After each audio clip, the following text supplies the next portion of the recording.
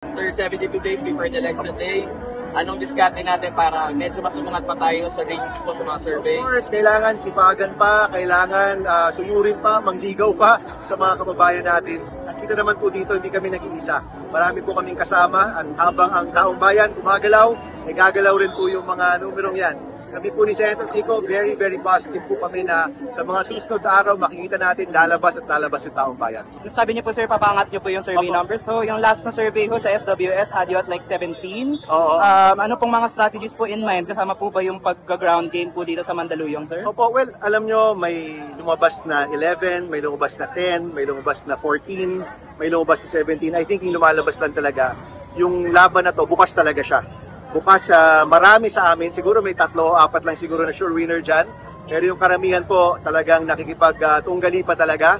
At sabi ko nga, basta lalabas yung tao at mararamdaman natin yung lakas ng taong bayan, lakas ng volunteers natin, aangat at aangat po yan.